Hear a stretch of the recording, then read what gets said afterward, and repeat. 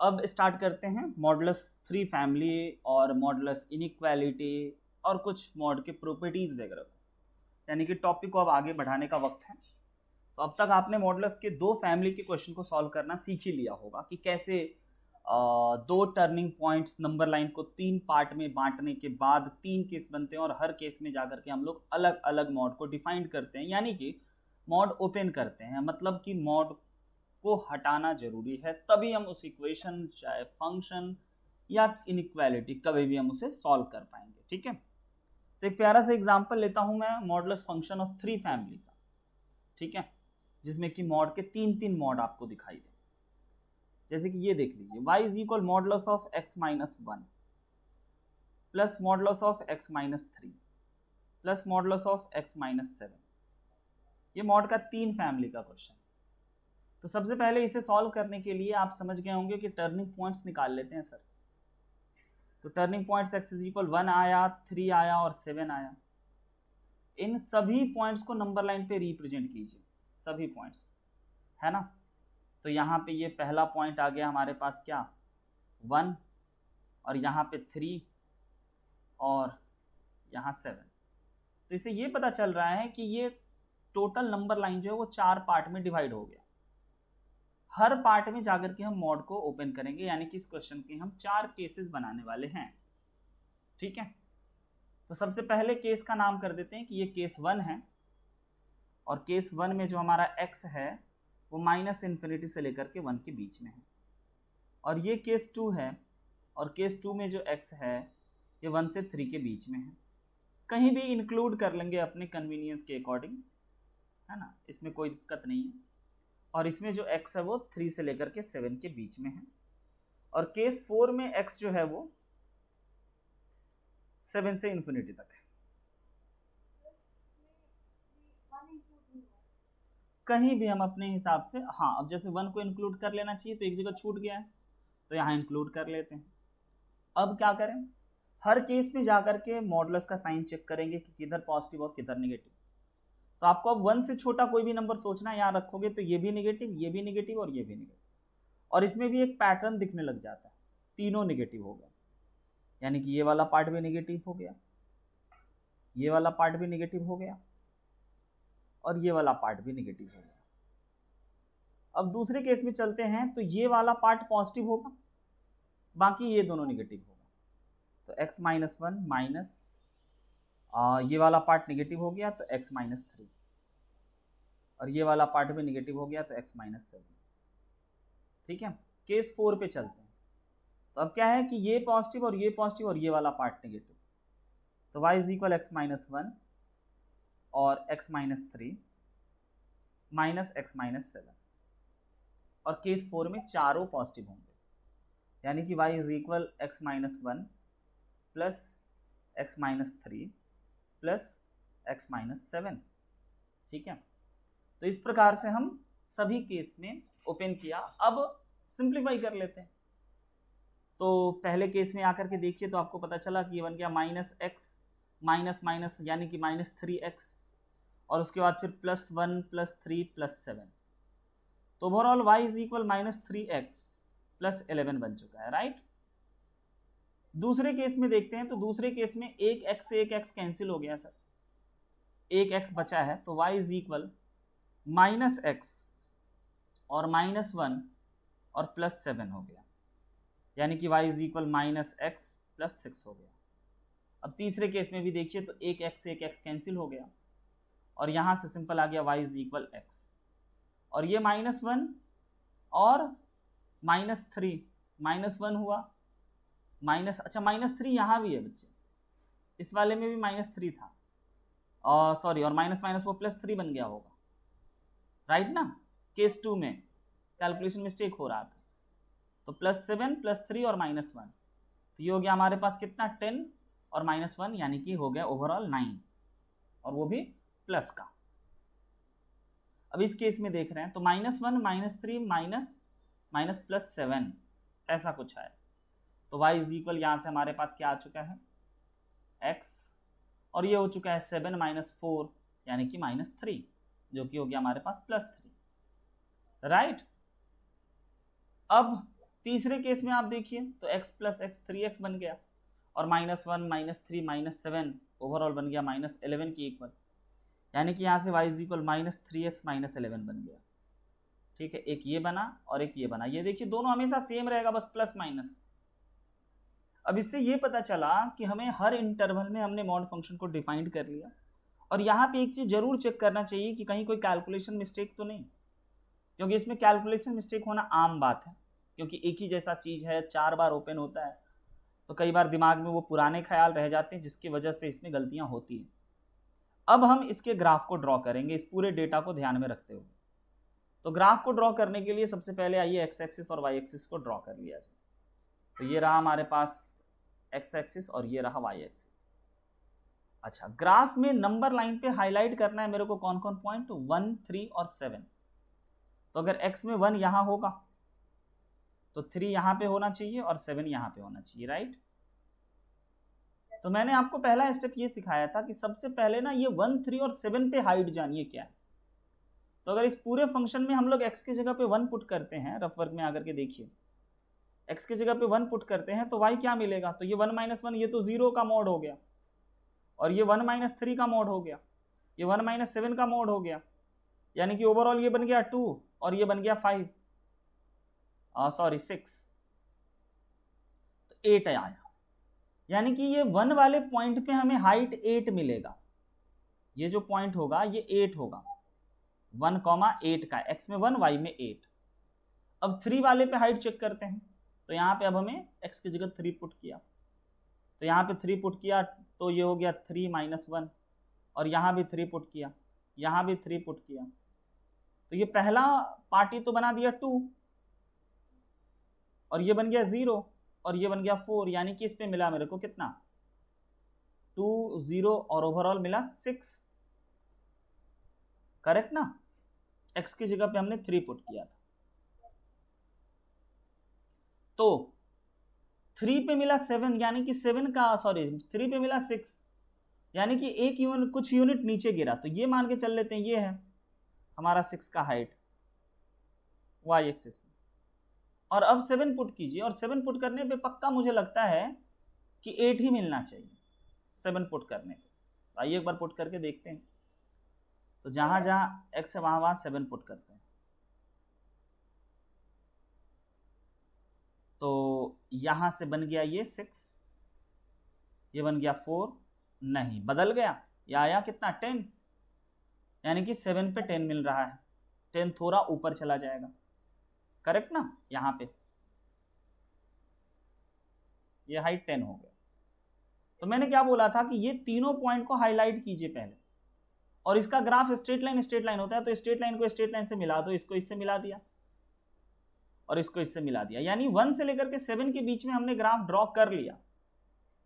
और अब जाकर के ऊपर से देखिए कि 1 से 3 के बीच में मेरे को ग्राफ बनाना था y इज इक्वल, यानी कि ये जो लाइन है ये लाइन है y इज इक्वल -x+9 का, और ये जो लाइन है ये है line y is equal x+3 का, ठीक है।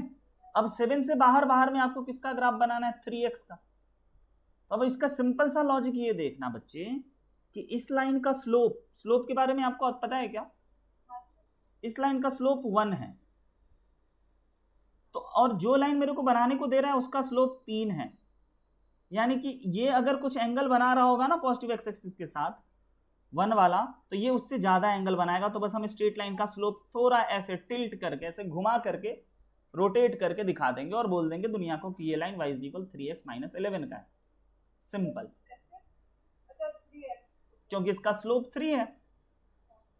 और दूसरे वाला ये लाइन जैसा बना है वैसा ही लाइन ये बनेगा एग्जैक्टली, क्योंकि इसका बस स्लोप -3 हो गया।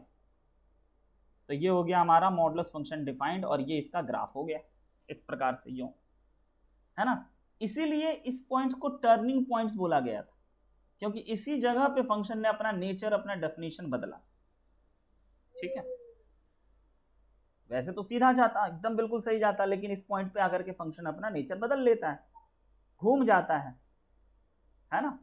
इसीलिए हमने पहले ही इसे टर्निंग पॉइंट्स का नाम दे करके, है ना, हमने ये डिसाइड किया और इन्हीं पॉइंट्स को नंबर लाइन पे दिखाया। तो टर्निंग पॉइंट्स मॉड के अंदर वाले फंक्शन को, 0 करके हम प्राप्त करते हैं। सिंपल सा क्वेश्चन है। अब आइए चलते हैं एक और थोड़ा सा लेवल अप करते हैं और एडवांस लेवल की प्रॉब्लम पे चलते हैं कि जिसको देख करके मोस्टली बच्चे डर जाएं, घबरा जाएं। जी हाँ, या पीडीएफ भेज दूंगा, फिर आप नोट कर लेना आराम से। फाइंड लेम्डा इफ, जगह छोड़ते हुए चलिएगा, the equation modulus of x plus 1 minus modulus of x plus modulus of 2x minus 1 is equal lambda have, पहला क्वेश्चन है, ऑप्शन नहीं है, no solution.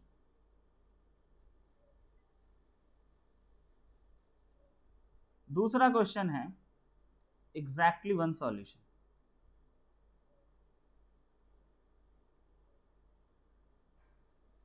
Third question is exactly two solution.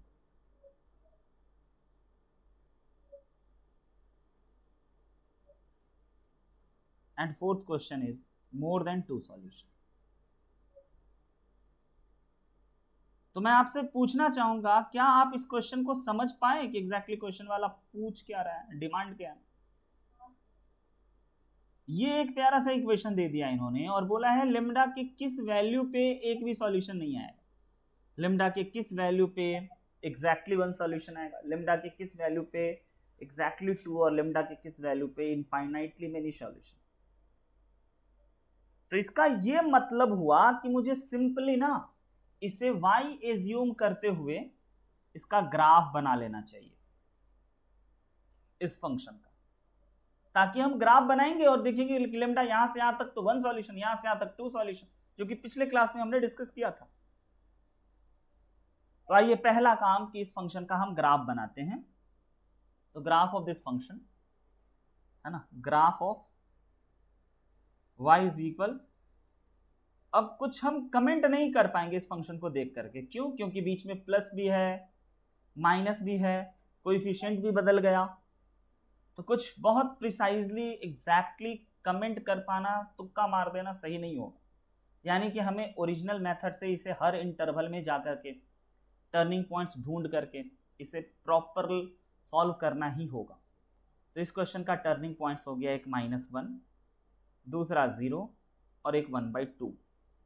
ये 3 turning points हैं इसके। यानी कि sir आप इस पूरे क्वेश्चन को ना 4 पार्ट में बांटने वाले, केस 1, -1, फिर 0 और 1/2, और इसका नाम दे दोगे कि ये केस 1 है, और केस 1 में x जो है वो -∞ से -1 के बीच में, और ये केस 2 है, और केस 2 में x जो है वो -1 से लेकर के 0 के बीच में,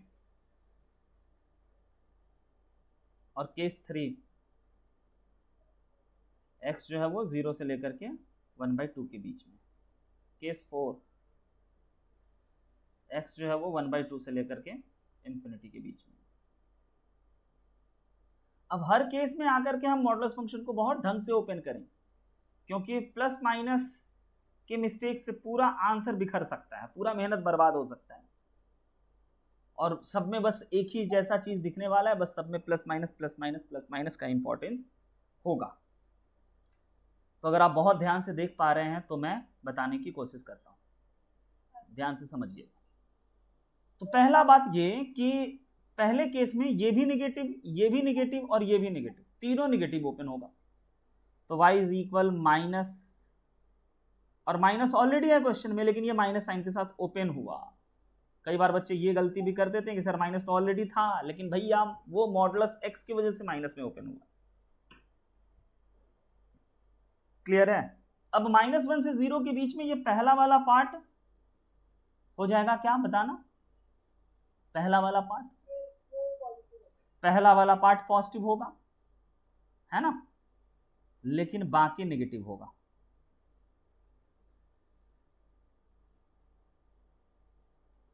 अब केस 3 में पहला और दूसरा पॉजिटिव होगा, बाकी सब नेगेटिव होगा। तो x + 1 - x, क्योंकि पॉजिटिव तो एज इट इज ओपन हो गया, और यहां पे फिर आ गया -2x - 1, और चौथा केस में तीनों पॉजिटिव, यानी कि x+1 minus x plus 2x minus 1। अब आइए इन चारों को सिंप्लीफाई करते हैं, तो चारों को सिंप्लीफाई करने पे हम पाएंगे minus x minus 1 plus x minus 2x plus 1। ये x से x कैंसिल हो गया और ये 1 से 1 कैंसिल हो गया, यानी मिला simple y is equal minus 2x। दूसरे केस में चलिए, दूसरे केस में x+1 plus x minus 2x plus 1। कहीं कोई कैलकुलेशन हो तो ध्यान, मिस्टेक हो तो ध्यान देना, क्योंकि कैलकुलेशन मिस्टेक ही बच्चों को इसमें परेशान करता है और कुछ नहीं, कॉन्सेप्चुअली कोई दिक्कत नहीं होता। तो ये x और x कैंसिल हो गया, ओवरऑल y इज इक्वल 2 मिला। अब यहाँ पे ये simple x+1 minus x minus 2x minus 1 और ये x कैंसिल हो गया, तो y इज इक्वल, और ये 1 से 1 भी कैंसिल हो गया, यानी कि माइनस 2x मिला।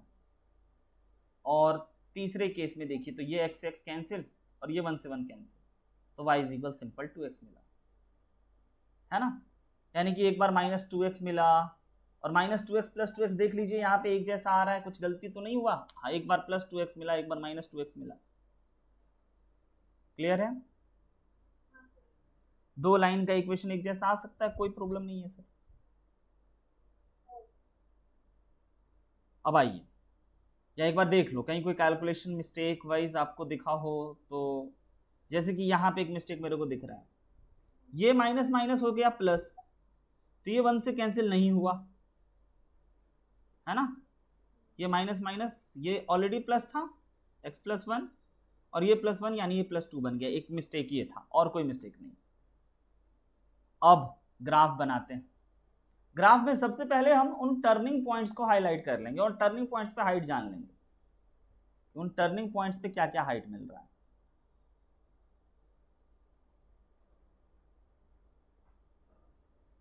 तो एक टर्निंग पॉइंट तो खुद 0 ही था, तो आइए अब 0 पे इस फंक्शन का नेचर चेक किया जाए।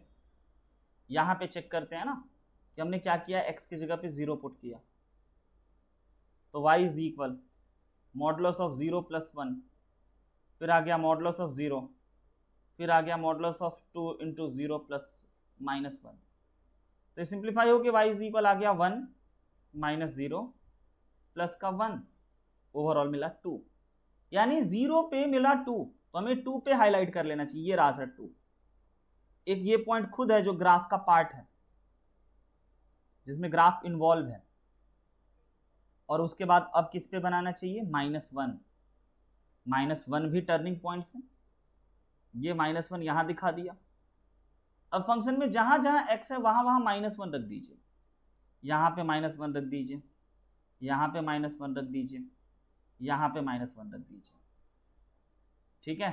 तो ये क्या बन गया क्वेश्चन, सिंपल 0 -1 मॉड से बाहर आते +1 आया, और प्लस -2 -1 यानी कि -3 ओवरऑल 3 यानी कि 2 मिला। तो इसका मतलब सर x की जगह पे -1 रखने पे 2 ही मिला, हाइट सेम है ना, यहाँ पे सर 2 ही मिला, तो एक पॉइंट ये हाईलाइट हो गया, ठीक है। अब कौन सा पॉइंट हाईलाइट करूं मैं, अगला पॉइंट है 1/2 पे, तो 1/2 यहाँ पे कहीं पे होगा, ये रहा 1/2 मान के चल लेते हैं। तो 1/2 पे हाइट चेक करते हैं कि कितना मिला, तो जहां जहां x है वहां वहां 1/2 पुट किया, यहाँ भी 1/2 पुट किया, यहाँ भी 1/2 पुट किया, यहाँ भी 1/2 पुट किया। तो 1/2 पुट करते देखिए तो क्या मिल रहा है, तो सबसे पहले ये 3/2 हो गया, ये माइनस का 1/2 हो गया, और ये 0 हो गया, यानी कि ओवरऑल 3/2 माइनस 1/2 यानी कि 1 मिला, एक नीचे उतर गया, यानी ये अगर 2 पे था तो अब ये 1 पे आ गया, ये रहा पॉइंट। तो ये 3 पॉइंट से तो हम बहुत आराम से ग्राफ बना सकते हैं, इसका ऐसे बना दिया यूं और इसका ऐसे बना दिया यूं। अब आइए वेरीफाई कीजिए कि ये जो हमने बनाया ये सर कैसे हो रहा है, कौन कौन लाइन बन के आ गया ये अपने आप। तो -1 से 0 के बीच में आप देखो तो ये y इज इक्वल -2x का ग्राफ है, -1 से लेकर के 0 के बीच में y इज इक्वल 2 का ग्राफ है, बिल्कुल सही, जो कि पैरेलल टू x एक्सिस होता है। और उसके बाद 0 से 2 के बीच में ये ग्राफ जो है -2x + 2 का है ना। अब उसके बाद सिंपल कि इसका लाइन का स्लोप देखिए, इस लाइन का स्लोप 2 है, हम स्लोप से ढूंढ रहे हैं, तो स्लोप 2 है यानी कि 45 डिग्री से थोड़ा ज्यादा ऐसे यूं बना दिया, यूं ये ग्राफ बन गया हमारा y = 2x का। और इधर देखिए y = -2x का ग्राफ है, तो बिल्कुल इसी के जैसा, इसी का सिमेट्रिक मिरर इमेज ऐसा बन गया, जितना ये फैला हुआ है उतना ही ये y = -2x। क्लियर है? तो ये हो गया 1 पे हमारा पास जो ये फंक्शन हमने ऊपर लिखा है उस फंक्शन का ये ग्राफ हो गया। अब बोल रहा है कि लेमडा एक डंडा है ना, कह रहा है कि 1 सॉल्यूशन कब होगा, पहले बोला नो सॉल्यूशन कब होगा, तो अब आप ये सोचिए कि लेमडा क्या होगा तो नो सॉल्यूशन होगा। तो अगर मैं कोई भी लाइन यहां ड्रॉ करूं तो इन दोनों ग्राफ का इंटरसेक्शन ही नहीं है, यहां ड्रॉ करूं तब भी नो इंटरसेक्शन नहीं है, यहां ड्रॉ करूं तब भी इंटरसेक्शन नहीं है, तो इन सब केस में नो सॉल्यूशन होगा। तो नो सॉल्यूशन कब कब होगा, जब लेमडा 1 से छोटा होगा, यानी कि लेमडा बिलोंग्स टू, समझ पाए? एक लाइन रहने देते हैं ताकि आपको समझ में आए कि लेमडा जब भी 1 से छोटा होगा तो नो सॉल्यूशन, यानी लेमडा बिलोंग्स टू, है ना, -∞ टू कहां तक बच्चे, 1 तक, नो 1 नॉट इंक्लूडेड। बट बोला एग्जैक्टली 1 सॉल्यूशन कब होगा, करेक्ट, यानी कोई बच्चा अगर एग्जैक्टली यहां पे लाइन ड्रॉ कर दिया ये लेमडा = 1 का, तो यहां पे ये ठीक एक सॉल्यूशन यहां पे मिल रहा है, तो यानी कि एग्जैक्टली 1 सॉल्यूशन के लिए मेरे को बोलना चाहिए लेमडा = 1। एग्जैक्टली 2 सॉल्यूशन कहां होगा, तो एग्जैक्टली 2 सॉल्यूशन के लिए आप ये समझिए कि ये वाले इलाके में अगर मैं कोई लाइन ड्रॉ करूं तो 2 जगह पे इंटरसेक्शन हो रहा है, और ये वाले इलाके में मैं लाइन ड्रॉ करूं तो 2 जगह पे इंटरसेक्शन हो रहा है, यानी कि आप समझ गए हैं कि सर 2 से लेकर के इन्फिनिटी तक एक्सेप्ट 2, लेमडा जो है ना, वो 2 से लेकर के इन्फिनिटी तक, सॉरी 2 से या 1 से लेकर के इन्फिनिटी तक, 1 से लेकर के इन्फिनिटी तक एक्सेप्ट 2। आई बात समझ में?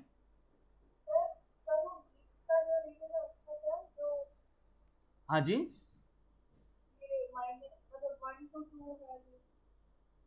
1 से 2 के बीच में भी अगर हम लाइन ड्रॉ करेंगे y एक्सिस में, देखिए y एक्सिस में 1 से 2 के बीच में, तब भी तो 2 इंटरसेक्शन हो रहे हैं ना, तो 2 सॉल्यूशन होंगे। तो या तो यूनियन लिखिए या एक्सेप्ट 2 लिखिए। अब इसी को लिखने का दूसरा तरीका कि lambda belongs to 1 to 2 union 2 to infinity, बस 2 को हटा लिया,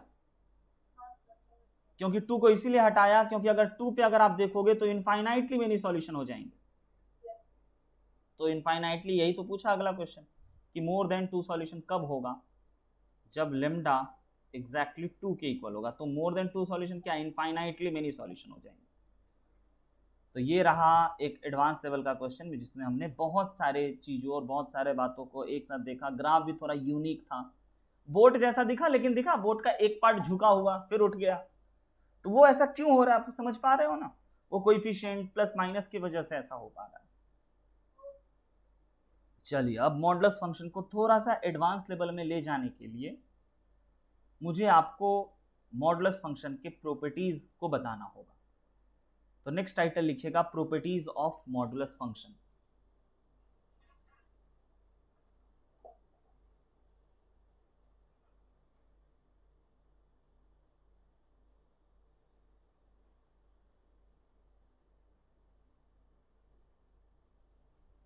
प्रॉपर्टीज ऑफ मॉडुलस फंक्शन समझना क्या होता है,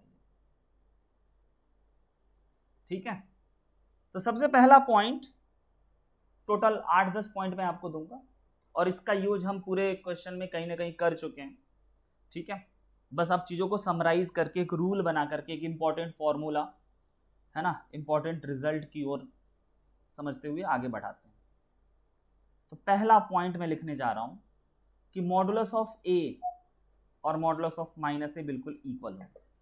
ए belongs to any real number, A कोई भी रियल नंबर हो तो ए का मॉड लगाइए या माइनस ए का मॉड लगाइए, दोनों इक्वल होगा। दूसरा पॉइंट कि कभी ए में से बी को घटा दो या बी में से ए को घटा दो तो दोनों का मॉड सेम रहेगा, है ना।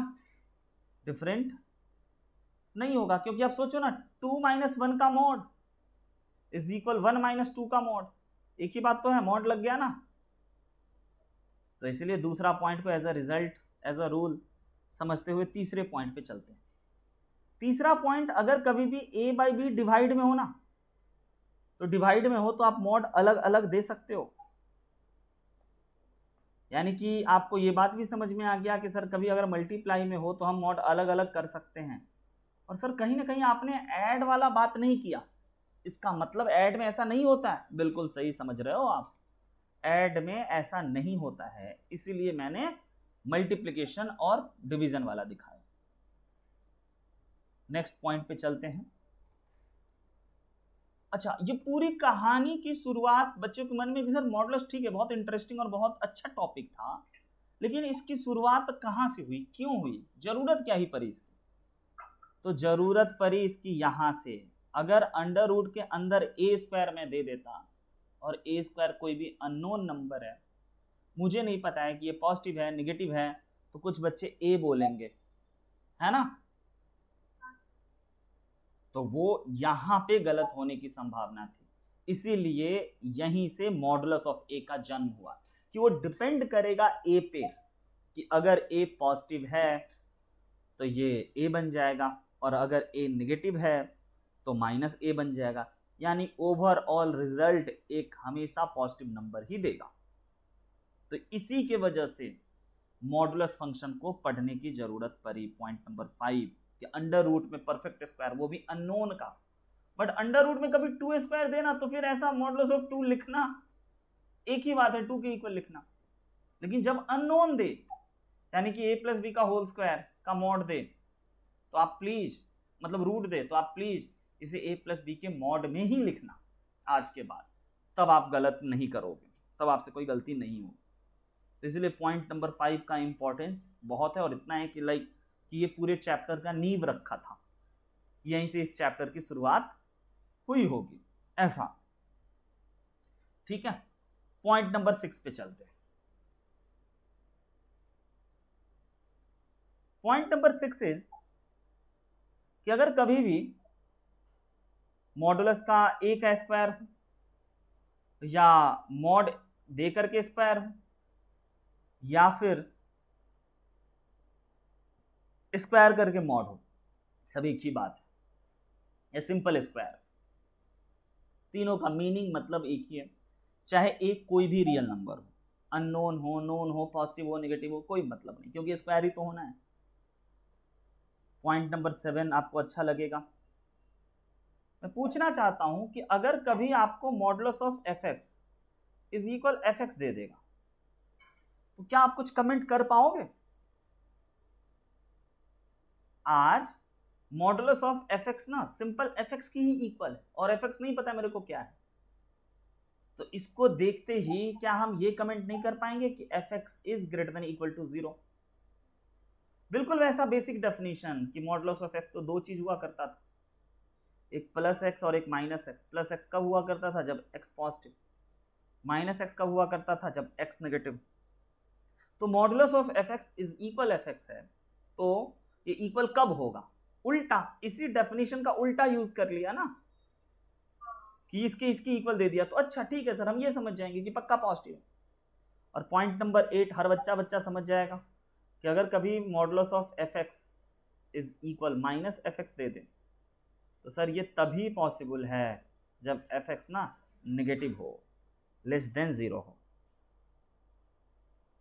क्लियर है? Point number 9। और हर बेसिक पॉइंट को कम से कम आप घर पे 5 मिनट 10 मिनट वक्त देना, उसकी जगह कोई नंबर रख के देखना, कोई पॉजिटिव नंबर रख के देखना, कोई नेगेटिव नंबर रख करके देखना, और समझने की कोशिश करना है, कोई वेरिएबल रख करके देखना, कोई फंक्शन रख करके देखना, कि ये जो सर ने पॉइंट एक समराइज कर दिया था पूरे चैप्टर को एक पेज पे, तो ये मोस्ट इंपॉर्टेंट। अगर मैं किसी बच्चे को सिर्फ ये बात बता दूं, ये इस पेज पे जो लिख रहा हूं, और मैं बोलूं कि हाँ बेटा आपका मॉडुलस फंक्शन डन है, तो डन है। क्यों? क्योंकि इसी एक पेज में पूरा चैप्टर का समरी हमने कर दिया, और उसी को हम पूरे 2 क्लास से उसी पे प्रैक्टिस कर रहे हैं, उसी को सीखने की कोशिश कर रहे हैं कि किन किन बातों का ध्यान देना होता है, कैसे करना होता है।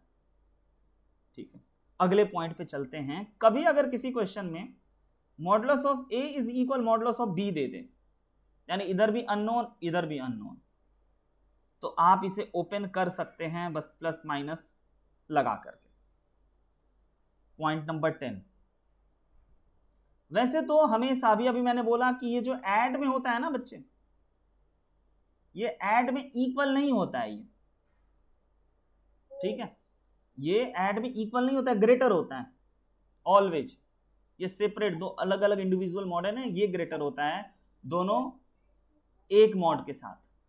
ए और बी की जगह पे किसी नंबर को रख करके देखिएगा, कोई पॉजिटिव नंबर कोई नेगेटिव नंबर, ए कभी पॉजिटिव, देखिए 4 परम्यूटेशन कॉम्बिनेशन पॉसिबल है, तब आपको कॉन्सेप्ट क्लैरिटी आएगी। एक हो सकता है कि ए भी पॉजिटिव ले लीजिए बी भी पॉजिटिव ले लीजिए कोई नंबर, एक हो सकता है ए पॉजिटिव बी नेगेटिव ए पॉजिटिव दोनों नेगेटिव।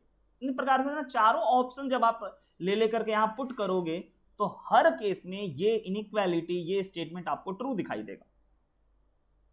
लेकिन इसी का एक एक्सटेंडेड वर्जन कि अगर किसी क्वेश्चन में ए प्लस बी का मॉड इक्वल दे दे तो आप क्या समझोगे, और ये है मोस्ट इंपॉर्टेंट।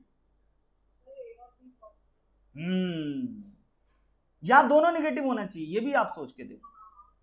तो इसीलिए इसका सबसे अच्छा उपाय, सबसे अच्छा बात, दोनों का प्रोडक्ट को पॉजिटिव कर देते हैं। और ये लिटरली इतना इंपॉर्टेंट क्वेश्चन है ना, इंपॉर्टेंट स्टेटमेंट है कि मैं एडवांस की किसी भी प्रॉब्लम को सॉल्व करते वक्त इस पॉइंट का जिक्र करूंगा और वो प्रॉब्लम सॉल्व हो जाएगा। क्लियर है? अब पॉइंट 12, डिफरेंस में भी ऐसा ही होता है कि a माइनस बी का जो मॉड का डिफरेंस होता है ये ऑलवेज ग्रेटर देन इक्वल होता है दोनों के इंडिविजुअली डिफरेंस के मॉड के। लेकिन कभी कभी किसी क्वेश्चन में आपको ये इक्वल दिख जाए तो ये 13 पॉइंट भी मोस्ट इंपॉर्टेंट है। अगर कभी किसी क्वेश्चन में modulus of a minus B equal दिख जाए mod of a minus mod of b के कंप्लीट मॉड से, ठीक है, तो ये तभी होल्ड करेगी, है ना, देन जब दोनों का प्रोडक्ट नेगेटिव हो। क्लियर है? इक्वल भी दिया है इसलिए इक्वल टू 0 भी ले लिया। अब अगर कोई बच्चा ये 13 पॉइंट और basic mathematical manipulation, basic mathematical calculation मेरे साथ मेरे स्टाइल में सीखता है तो मैं दावे के साथ कह सकता हूं मॉडुलस का कोई भी प्रॉब्लम, कोई भी क्वेश्चन आपको हैरान परेशान नहीं कर सकता।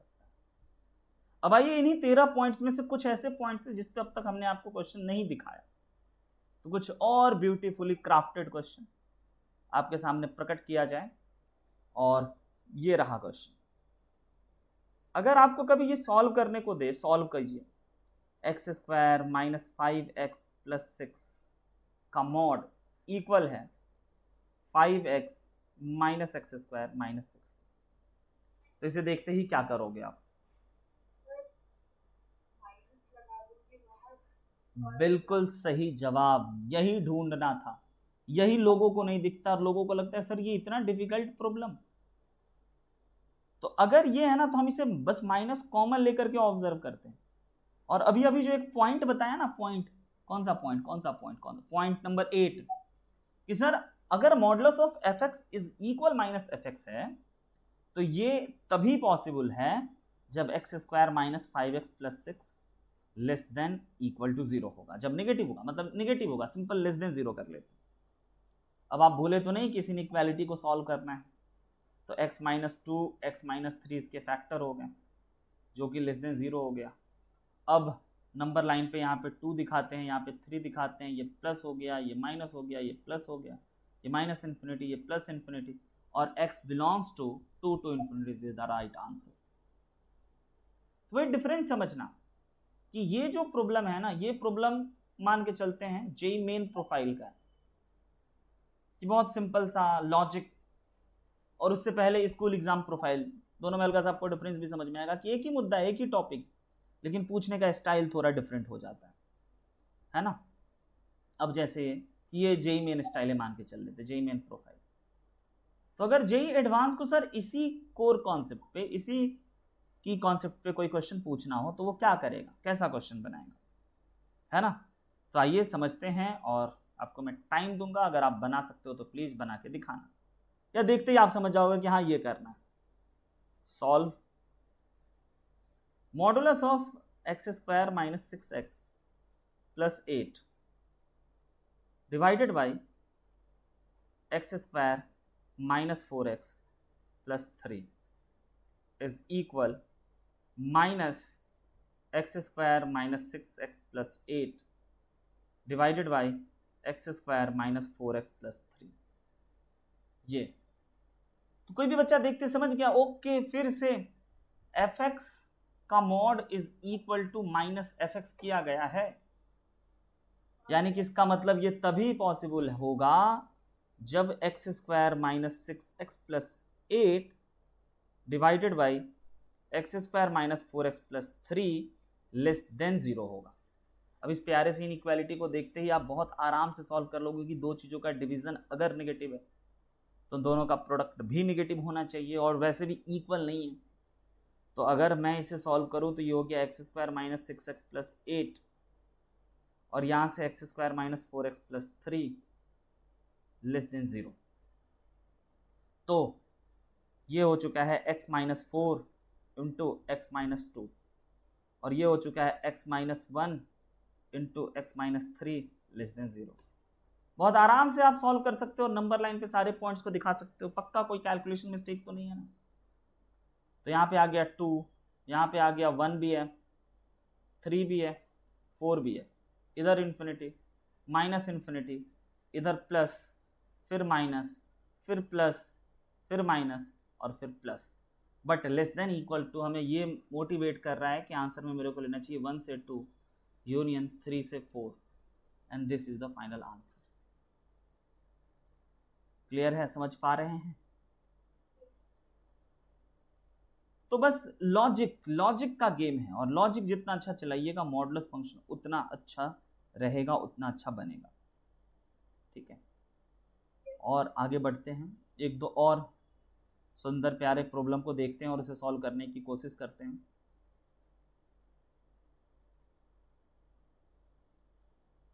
जैसे कि जेई मेन प्रोफाइल में पहले के टाइम पे ऐसे क्वेश्चन पूछा जाया करता था, लेकिन अब नहीं पूछता है। अब अच्छा पूछता है, मतलब दिखाएंगे, ये भी लेटेस्ट वाला भी दिखाएंगे। नंबर ऑफ सॉल्यूशन, देखिए डिफिकल्ट कुछ नहीं होता है अगर आप एक बार चीजों को बहुत अच्छे से कॉन्सेप्ट को समझ लो। आप बार बार मेरे लेक्चर में यही देखोगे, basic concept, basic concept, basic concept. हम बेसिक कॉन्सेप्ट को बहुत इंपॉर्टेंस देते हैं, क्योंकि जेई मैथ्स जैसे चीजों में ना बेसिक कॉन्सेप्ट का इंपॉर्टेंस इसलिए है क्योंकि कॉन्सेप्ट उतना ही है जितना है, और हर बार एक नए प्रॉब्लम क्रिएट किए जाते हैं। तो अगर हमारे पास कुछ फिक्स्ड है तो हमारा बेसिक कॉन्सेप्ट, तो हम बेसिक कॉन्सेप्ट पे कितने अच्छे से क्लैरिटी लें, डिफरेंट अप्रोच से, डिफरेंट तरीके से, खुद से चिंतन मनन करके, है ना, उतना बेटर प्रॉब्लम सॉल्विंग का अप्रोच अच्छा होगा। और सिर्फ बेसिक कॉन्सेप्ट क्लियर करने से काम नहीं चलेगा, उसके साथ साथ आपको डेली बेसिस पे, जैसा कि मैं बार बार बोलता हूं, प्रॉब्लम सॉल्व करने होंगे, क्वेश्चन सॉल्व करने होंगे, अटकने होंगे, डिफिकल्ट क्वेश्चन टैकल करने होंगे, इजी क्वेश्चन टैकल करने होंगे, डिफरेंट प्रोफाइल के प्रॉब्लम को देखने होंगे, तब मजा आएगा। तो एक प्यारा सा जेई मेन की प्रॉब्लम को देखते हैं और मुद्दों पे वापस आते हैं। The number of solution modulus of x square plus 5 times of modulus of x plus 6 is equal 0। पहला ऑप्शन 0, दूसरा ऑप्शन 1, तीसरा ऑप्शन 2 और चौथा ऑप्शन 3। अब इस प्रॉब्लम को देखते ही ना 10 सेकंड में कोई बच्चा बना सकता है, जो कि मैं कहता हूं कि बिना पेन उठाए प्रॉब्लम कैसे बनाते हैं वो भी सीखा कीजिए। तो इसे पेन उठाने की जरूरत ही नहीं है। अगर आप देखो तो modulus of x square always positive, modulus of x always positive, yes और नो? ये तो हमेशा पॉजिटिव होगा, और उसमें किसी ने 6 ऐड कर दिया तो क्या वो कभी 0 के इक्वल होगा क्या? तो इसीलिए राइट आंसर इज 0। कोई भी रियल सॉल्यूशन इसके नहीं हो सकते। मेथड 1 10 सेकंड का मेथड, 10 क्या 2 सेकंड का मेथड, अगर आप सही तरीके से इसे देख लो और समझ लो।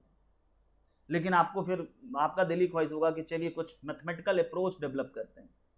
तो मैथमेटिकल अप्रोच डेवलप करने के लिए सबसे सिंपल सी बात, क्या हम इसे फैक्टराइज नहीं कर सकते हैं? तो इसके फैक्टर बहुत आराम से x+2 इंटू x+3, x जो भी हो, मतलब modulus of x+2 modulus of x+3 is equal 0 मिल गया। यानी कि यहां से modulus of x is equal -3 और यहां से modulus of x is equal -2। अब इसको देखते ही क्या बोलोगे? नॉट पॉसिबल, नो सॉल्यूशन, असंभव, हो ही नहीं सकता सर। और इसको क्या? नॉट पॉसिबल, नो सॉल्यूशन, असंभव, हो ही नहीं सकता। इसीलिए पहले ही हमने 0 आंसर को हिट कर लिया था, सेलेक्ट कर लिया था। ठीक है, तो ये जेईई मेन का पुराना क्वेश्चन है, से 2010 के आसपास। अब कैसे कैसे क्वेश्चन पूछ रहे हैं वो समझिए। जेईई मेन का एक लेटेस्ट प्रॉब्लम आपके सामने रख रहा हूं, 2020 का, लॉकडाउन का टाइम था। और मुझे ये अच्छा लगा ना, बच्चे लोग बोल रहे हैं खुशी से कि सर जानते हो इतना इजी क्वेश्चन आया, इतना इजी क्वेश्चन आया कि सर मजा ही आ गया। मैं बोला क्या बात कर रहा हूँ। मैंने फिर बोला बताओ कौन सा ऑप्शन टिक किए, तो सर ये कर दिए गलती। क्योंकि आप जेईई के प्रॉब्लम को हल्के में लीजिए, अच्छी बात है, लेकिन गलत तरीके से मत लीजिए। -18 plus modulus of x plus 5 is equal 0 is first option. बच्चा बोला कि सर क्लास 10th का सवाल था। मैं बोला अच्छा कौन सा? तो ये था सर। बताओ, बोलना चाहोगे कौन सा आंसर आपको ठीक लग रहा है? और बच्चे क्या गलती किए थे वो भी आप समझ सकते हो। प्रोडक्ट ऑफ रूट, बच्चे के मन में ये कंफ्यूजन आया sir, product of roots quadratic equation class 10th alpha into beta is equal C by A, और सी सर 5 है और ए 9 है, यानी कि ऑप्शन सी टिक कर दो। और यही भयंकर गलती थी। ओरिजिनल मेथड पे चलते हैं, रियल अप्रोच पे चलते हैं। तो अभी अभी मैंने आपको बताया कि एक्स स्क्वायर हो या स्क्वायर करके मॉड हो या मॉड करके स्क्वायर हो, एक ही बात तो है। तो क्यों ना मैं थोड़ी देर के लिए मॉड करके स्क्वायर कर लेता हूं। -18 times of modulus of x plus 5 is equal 0। Done. अब हर बच्चा इसे फैक्टराइज कर लेगा। 2 नंबर सोचिए, मल्टीप्लाई करने पे 45 और ऐड करने पे 18, तो 15 and 3 is the right answer. तो आइए फैक्टराइज करते हैं, लगे हाथ जल्दी जल्दी। और ये चीज आएगा प्रैक्टिस से, कि जितना बार आप प्रॉब्लम सॉल्व करोगे। तो यहाँ पे we can write -15x -3 mod x plus 5 is equal 0। 3 modulus of x अगर कॉमन ले लिया तो यहाँ पे बचा हमारे पास क्या? 3 times of modulus of x और -5, यहाँ पे 1 कॉमन ले लिया तो 3 times of modulus of x plus 5 is equal 0। Correct? तो 3 times of modulus of x minus 5 multiplied with 3 times of modulus of x minus 1 is equal 0। हाँ जी, clear? कोई दिक्कत तो नहीं? सर आपने वो +5 लिख दिया। अच्छा, गलती से -5 होना चाहिए यहाँ पे। तो 3 times of modulus of x is equal n, यानी कि x इज इक्वल +-1/3, और यहाँ से modulus of x is equal 5/3, यानी कि x इज इक्वल +-5/3। क्वेश्चन में पूछा था प्रोडक्ट ऑफ रूट्स, तो इसके रूट्स ये 4 हैं। तो प्रोडक्ट ऑफ रूट्स के नाम पे क्या बोलोगे? बोलोगे सर +5/3 -5/3 1/3 -1/3, यानी कि माइनस माइनस प्लस 25/81। इसका मतलब ए इज द करेक्ट आंसर। तो ये छोटा सा गलती करके बच्चे इस महान क्वेश्चन को खराब कर लिए। आई होप कि आपको समझ में आया होगा और मज़ा भी आया होगा इस टाइप के प्रॉब्लम को देख करके।